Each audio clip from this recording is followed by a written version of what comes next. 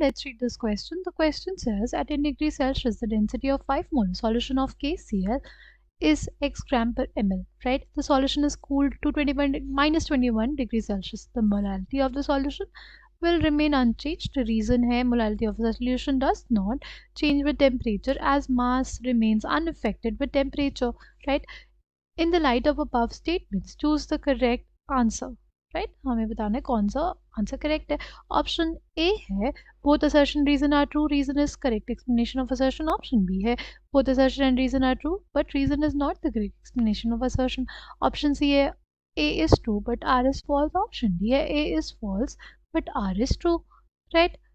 की concept for this question is, की concept क्या हो जाएगा इस क्वेश्चन के लिए? हो जाएगा मोलैलिटी. की कॉन्सेप्ट इस क्वेश्चन के लिए क्या हो जाएगा? Molality. Molality is basically number of moles of solute, number of moles of solute by mass of solvent in kgs, right? मतलब 1 kg सॉल्वेंट में कितने मोल्स ऑफ सॉल्यूट को मिलाया गया, ये कौन बताता है हमें? मोलालिटी. राइट. ये जो मोलालिटी होती है ये टेम्परेचर इंडिपेंडेंट होती है. राइट. ये टेम्परेचर इंडिपेंडेंट होती है. Molality is temperature independent. और ऐसा क्यों?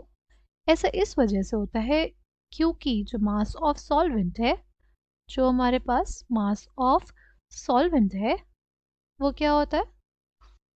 The mass of solvent. Mass of solvent क्या होता है?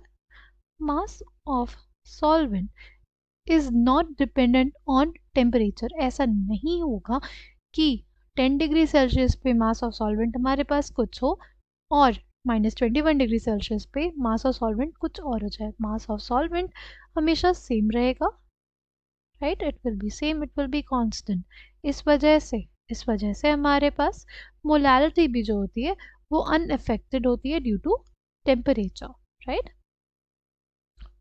मोलालिटी अगर अनअफेक्टेड रहेगी टेम्परेचर से, राइट, तो ये जो स्टेटमेंट हमारा कि molality of the solution will remain unchanged, right, ये स्टेटमेंट करेक्ट हो जाएगा.